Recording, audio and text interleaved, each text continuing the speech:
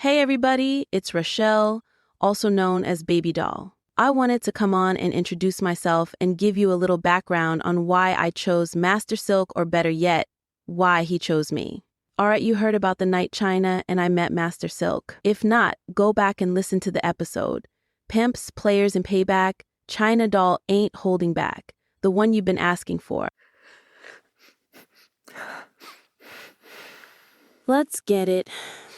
I came from a very wealthy family that began with absolutely nothing until my father started his own construction company.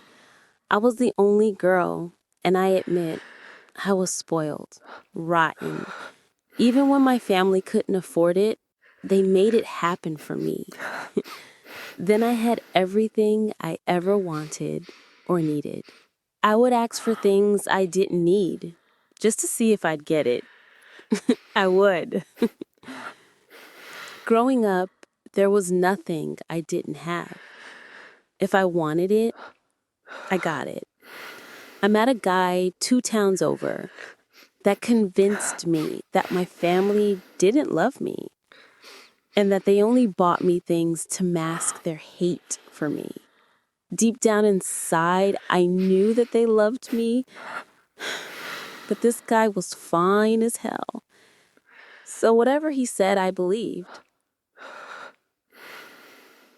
I eventually realized I was being used, but by the time I was 20 and several new inexperienced YN folks later, it was too late. I eventually would never see my family again, not because I didn't want to.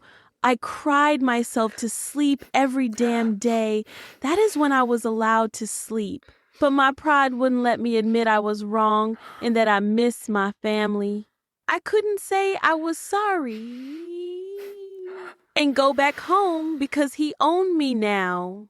He had me do things to try and ruin my family's lives. He had me lie on them to the police, go back when I knew they weren't home and steal from them anything that he could sell. It didn't work. They thrived without me, yet they never stopped looking for me.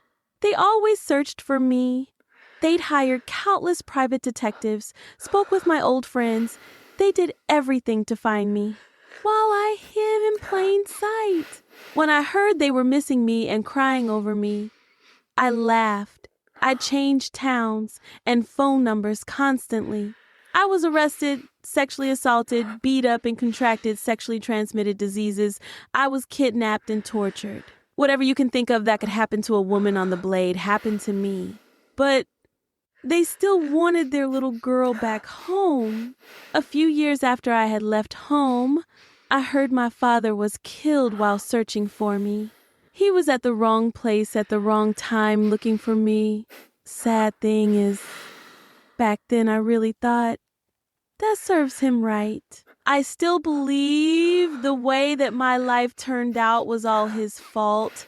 I never even got to say goodbye or tell him that I loved him. Sorry for crying like this. I'm sorry I have to stop for now. I had no idea this would upset me so much. I really thought I was over all of this.